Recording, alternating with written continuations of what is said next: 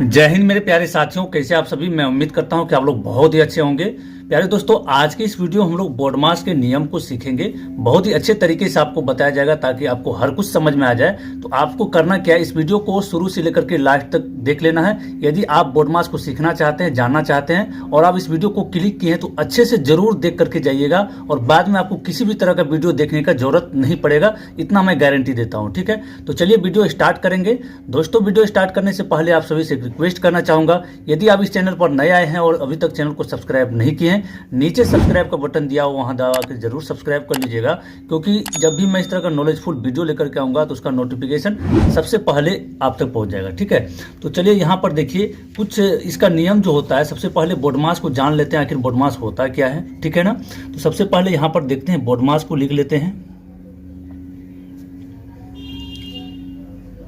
Board मास देखिए, B से जो होता है, बी से होता है ब्रैकेट। ब्रैकेट यानी कि कोष्ठक। ब्रैकेट अंग्रेजी में बोलते हैं ब्रैकेट और हिंदी में बोलते हैं कोष्ठक। कोष्ठक यानी कि ये इस तरह से कोष्ठक होता है और एक ये कोष्ठक होता है और एक ये कोष्ठक होता है। मतलब टोटल 3 प्रकार का कोष्ठक होता है। ओ से होता है क्या, ऑफ। ओ से होता है ऑफ। ऑफ मतलब का।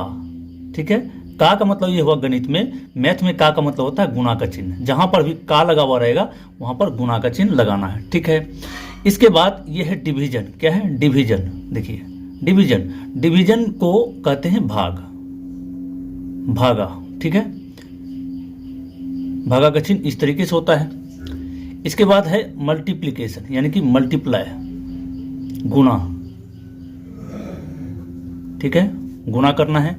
इसके बाद आपको आखिरी में करना है क्या, इसके बाद करना है जोड़, एडिशन। ए से होता है एडिशन, जोड़। ठीक है, इसके बाद लास्ट में है आपका सब्ट्रैक्शन यानी कि घटाव।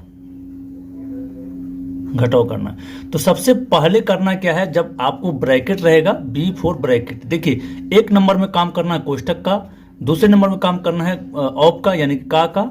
उसके बाद तीसरे नंबर में डिवीजन यानी कि भागा का, चौथे नंबर में मल्टीप्लिकेशन यानी गुणा का, पांचवें में एडिशन यानी कि जोड़ का, और छठे जो कि अंतिम में आपको क्रिया करना है घटाव का।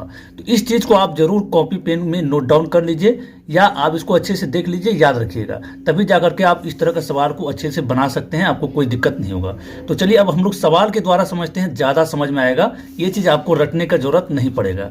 तो सबसे पहला जो सवाल हम लोगों के सामने यहाँ पर दिया हुआ है, देखिए सबसे पहला सवाल जो दिया हुआ है इसको यहाँ पर लिख लेते हैं। सवाल को हम लोगों के सामने है 6 गुणा में 4 भागा में 2 जोड़ में 3। तो यहाँ पर लिख लेते हैं 6 गुणा में 4 भागा 2 जोड़ 3।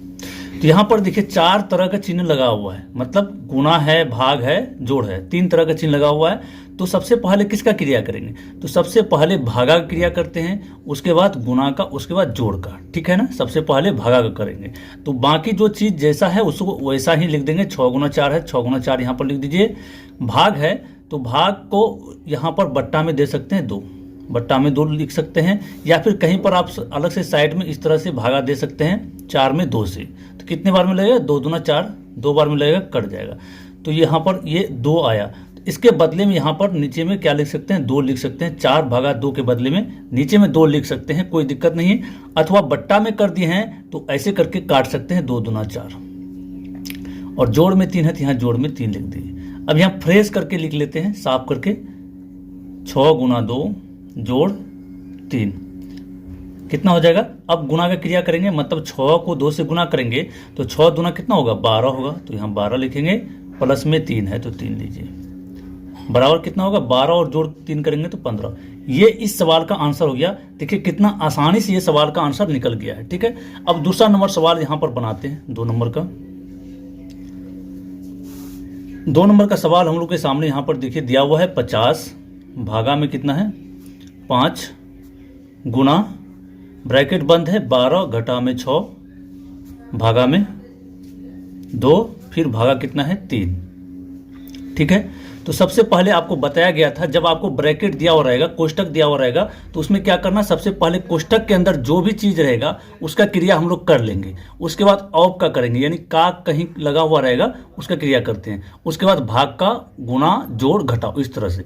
तो यहाँ पर कोष्टक नहीं था तो हम लोग क्या किए, भागा का क्रिया कर दिए, फिर गुणा किए, तब जोड़ के। तो यहाँ पर कोष्टक है तो सबसे पहले कोष्टक के अंदर जो भी चीज है उसको, उसका काम कर लेते हैं, ठीक है। तो बाकी जो संख्या जैसा है उसको वैसा ही अभी लिखते हैं। 50 भागा 5 है, 5 लिख दीजिए। गुणा में देखिए यहाँ पर है, कोष्टक के अंदर भी आपको देखना है कि कौन कौन सा चिन्ह है, ठीक है। कोष्टक के अंदर भी देखना है कौन कौन सा चिन्ह है। तो सबसे पहले अभी कोष्टक लगा ही देते हैं, क्योंकि 3 संख्या है। 6 भागा 2, यानी कि भाग का क्रिया करेंगे कोष्टक के अंदर में, तो 12 घटा में 6 में 2 से भाग देंगे, कितने बार में लगेगा, तो 3 बार में लग जाएगा। तो यहाँ पर लिखेंगे 3, कोष्टक बंद, फिर भागा 3। फिर कोष्टक जब तक खत्म नहीं हो जाएगा तब तक हम लोग कोष्टक का काम करते रहेंगे। तो ये हो जाएगा क्या, 50 भागा में 5 गुणा 12 में 3 घटेगा, कितना बचेगा, 9 बचेगा। तो यहाँ लिखेंगे 9। देखिए जैसे ही यहाँ पर सारा काम हो जाता है, एक संख्या बच जाता है, जैसे 9 सिर्फ बचा है तो कोष्टक अपने आप हट जाता है, कोष्टक खत्म हो जाता है। तो अब बाकी कोष्टक के बाहर क्या है, भागा में 3 है, तो भागा में दिए 3।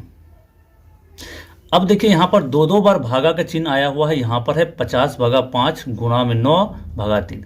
तो जहाँ जहाँ भी भाग का चिन्ह है वहाँ पर क्या करते हैं, भाग का क्रिया कर लेंगे, यानी कि 5 से 50 में भाग देना है। तो कितने बार में लग जाएगा, 5 से 10 बार में लग जाएगा। तो यहाँ पर लिखेंगे 10।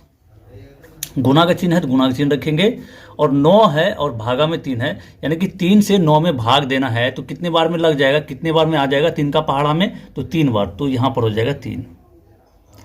अब क्या करेंगे, अंतिम में हम लोग गुणा करने का काम करेंगे। तो गुणा यहाँ पर कर लीजिए, 10 को 3 से जब गुणा करेंगे तो कितना होगा, 30 होगा। देखिए कितना आसानी से हम लोग इसका आंसर निकाल लिए, है ना, बहुत ही आसानी से निकल गया है। उम्मीद करते हैं आपको समझ में आ रहा होगा। चलिए अब नेक्स्ट क्वेश्चन जो है तीसरे नंबर का, इसको समझते हैं।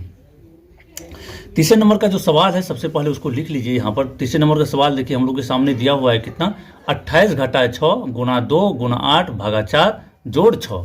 तो यहाँ पर सवाल को सबसे पहले लिख लेते हैं। सवाल है हम लोग का 28 घटा में 6 गुणा 2 गुणा में 8, फिर है भागा 4 जोड़ में 6। ये हम लोगों का सवाल है। तो इसमें आपको करना क्या है, देखिए इसमें ब्रैकेट नहीं है, कहीं पर भी कोष्टक नहीं है, ऑफ नहीं है, मतलब का भी नहीं लगा हुआ है। इसमें सिर्फ जोड़ घटा गुणा भाग का चिन्ह लगा हुआ है। तो इन चारों चिन्ह में सबसे पहला क्रिया करना है आपको भाग का, दूसरे नंबर में गुणा का, तीसरे नंबर जोड़ का, चौथे में घटाव का, ठीक है। तो यहाँ पर देखिए भागा का चिन्ह यहाँ पर है, ठीक है ना। तो सबसे पहले क्या करेंगे, इसके अलावे जो भी संख्या है उसको जैसा को वैसा भी लिखेंगे।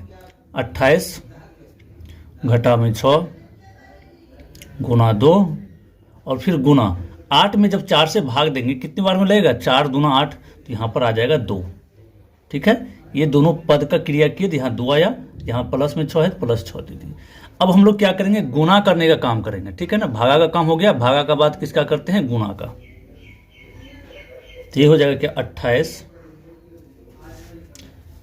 घटा, देखिए 2 गुणा 2 यहाँ पर है, फिर 6, तो सभी को आपस में गुणा कर दीजिए।